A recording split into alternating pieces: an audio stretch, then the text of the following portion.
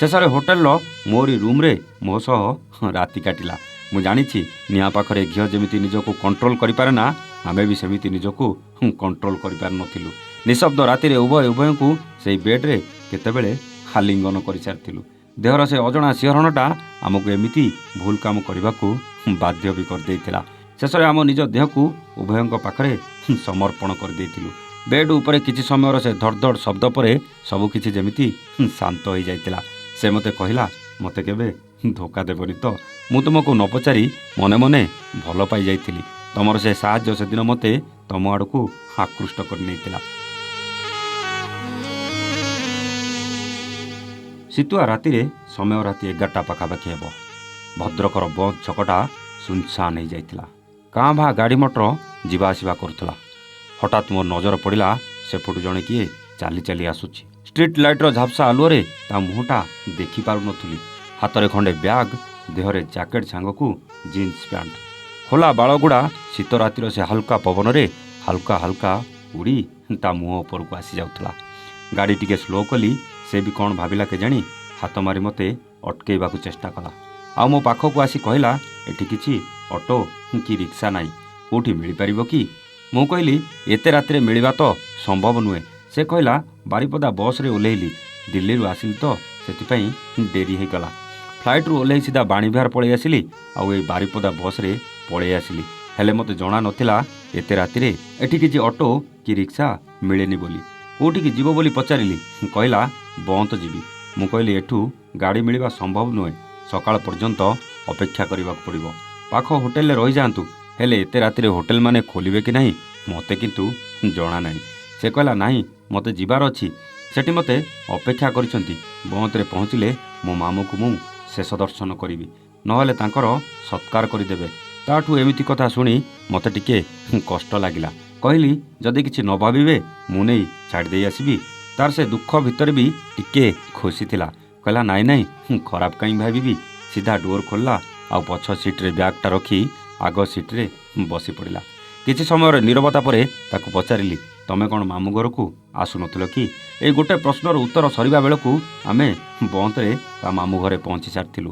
ସେ ଆରମ୍ଭ କରିଥିଲା ସେଇ ପିଲାଦିନର କଥା, ଯେଉଁ କଥା ମୋତେ ମୋ ପିଲାଦିନର ମାମୁଁ ଘର କଥାକୁ ମନେ ପକାଇ ଦେଇଥିଲା। ସବୁ ଛୁଟିରେ ଆମେ ମା ସହିତ ମାମୁଁ ଘରକୁ ଆସୁଥିଲୁ। ମାମୁଁ ଘରେ ଅଜା ଆଈଠୁ ଆରମ୍ଭ କରି ମାମୁଁ ମାଉସୀ ସମସ୍ତଙ୍କର ଅତି ପ୍ରିୟ ବି ଥିଲୁ। ସମୟ ବଦଳିଲା, ବୟସ ବି ବଢ଼ିଲା। ଅଜା ଆଈ ବି ବୁଢ଼ାବୁଢ଼ୀ ହେଲେ, ଆଉ ମାମୁଁ ମାଉସୀ ଏମାନଙ୍କର ବାହାଘର ବି ହେଇସାରିଥିଲା। ଧୀରେ ଧୀରେ ସବୁ ବଦଳିଗଲା। ଆମେ ବି ବାହାରକୁ ପଢ଼ିବାକୁ ଚାଲିଗଲୁ। ମାମୁଁ ଘରକୁ ଆସିବାକୁ ସମୟ ବି ପାଇଲୁନି। ସମୟର ତାଳେ ତାଳେ ମାମୁଁ ଘରର ସେ ଧୂଳି ଖେଳ କୁଆଡ଼େ ହଜିଗଲା। ଗାଁର ସେ ନଦୀରେ ଗାଧେଇବା, କାହାକୁ କିଛି ନ କହି ଗାଁ ପିଲାଙ୍କ ସାଙ୍ଗରେ ପଦୁବାମୁକା ଆମ୍ବ ତୋଟାରେ ଆମ୍ବ ଚୋରି କରି କେତେଥର ମାମୁଁଙ୍କ ପାଖରୁ ଗାଳି ଶୁଣିଛି। ମାଉସୀର ସେ ସ୍ନେହ, ଆଈର ସେ ଭୂତ ଗପ ଶୁଣି ରାତିରେ ନିଦ ଆସିଯାଉଥିଲା। ମାମୁଁ ଆଉ ମାଉସୀ ଝଗଡ଼ା ଲାଗୁଥିଲେ ମୁଁ କାହା ପାଖରେ ଶୋଇବି ବୋଲି। ମାମୁଁ କହୁଥିଲା, ନା, ପୁନପୁନ ମୋ ପାଖରେ ଶୋଇବ।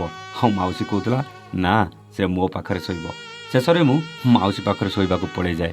ମା ପରେ ଯିଏ ଅଧିକ ସ୍ନେହ ଆଉ ଭଲ ପାଇବା ଦିଏ ସିଏ କେବଳ ମାଉସୀ ହିଁ ହେଇପାରେ। ସବୁକିଛି ବଦଳିଗଲା। ଧୀରେ ଧୀରେ ମାମୁଁଙ୍କର ବି ପିଲାଛୁଆ ହେଲେ, ମାଉସୀ ବି ବାହା ହେଇଗଲା। ଆମ ପ୍ରତି ଥିବା ସ୍ନେହ ମମତା ବି କେଉଁଠି ନା କେଉଁଠି କମିଲା ଭଳିଆ ଆମକୁ ଲାଗିଲା। ବହୁତ ଦିନ ହେଲା ମାମୁଁ ଘରକୁ ଆସିନଥିଲି। ଦିଲ୍ଲୀରେ ଚାକିରି କଲା ପରେ ମାମୁଁ ଘରକୁ ଆସିବା ଏକ ପ୍ରକାର ବନ୍ଦ ହେଇଯାଇଥିଲା। ଆଉ ଆଜି ମାମୁଁ ଚାଲିଯିବାର ଖବର ଶୁଣି ଭାରି କଷ୍ଟ ଲାଗିଲା। ସବୁ କାମ ଛାଡ଼ି ତୁରନ୍ତ ଫ୍ଲାଇଟ୍ ଧରି ବାହାରି ଆସିଲି। ୟା ଭିତରେ ତାଙ୍କ ମାମୁଁ ଘର ହେଇଯାଇଥିଲା। ଆଉ ସେ ମୋ ନମ୍ବର ମାଗିଲା, ଆଉ ମୋତେ ଗୋଟେ ମିସ୍ କଲ୍ ଦେଇ ଆସୁଛି କହି ଭିତରକୁ ଚାଲିଗଲା। ମୁଁ ଏକୁଟିଆ ଫେରିବା ବେଳେ ମୁଁ ମୋ ମାମୁଁ ଘର କଥା ଭାବି ଚାଲିଥିଲି। ପିଲାବେଳର ସେ ସ୍ମୃତି ସବୁ ମନେ ପକାଇ ଚାଲିଥିଲି। ହେଲେ ଆଉ କ'ଣ ସେ ଦିନ ଫେରିବ? ପରଦିନ ସକାଳୁ ତା କଲ୍ର ରିଙ୍ଗରେ ମୋ ନିଦଟା ହଠାତ୍ ଭାଙ୍ଗିଗଲା। କାନ୍ଦ କାନ୍ଦ ସ୍ୱରରେ କହିଲା, ଧନ୍ୟବାଦ ଆପଣଙ୍କୁ। ମୁଁ ବି ନିଦରେ ଆଖି ମଳି ମଳି କହିଲି, ଏଥିରେ ଧନ୍ୟବାଦ ଦେବାର କ'ଣ ଅଛି? ଆରମ୍ଭ ହୋଇଗଲା ବନ୍ଧୁତାର ଏକ ନୂଆ ସମ୍ପର୍କ। ୟାରି ଭିତରେ ଆମର ଅନେକ ଥର ଦେଖା ହେଇଥିଲା। ମୁଁ ଦିଲ୍ଲୀ ଗଲେ ବି ତାକୁ ଦେଖା କରୁଥିଲି। ସେଦିନ ସାଙ୍ଗ ହୋଇ ରାତ୍ରି ଭୋଜନ ଗଲାବେଳେ ସେ କହିଲା, ଡେରି ହେଇଗଲାଣି, ଆଉ ଏତେ ରାତିରେ କାଳେ ମୋ ହଷ୍ଟେଲ ଗେଟ୍ ଖୋଲିବେ ନ ଖୋଲିବେ, ତେଣୁ ମୁଁ ଆପଣଙ୍କ ସହ ରହିଯିବି। ମୋତେ ଟିକେ ଆଶ୍ଚର୍ଯ୍ୟ ଲାଗିଲା, କିନ୍ତୁ ମୁଁ ତ ଜାଣିସାରିଥିଲି ଆମ ଭିତରେ କେଉଁଠି ନା କେଉଁଠି ଏଇ ପ୍ରେମଟା ଆରମ୍ଭ ହେଇସାରିଥିଲା।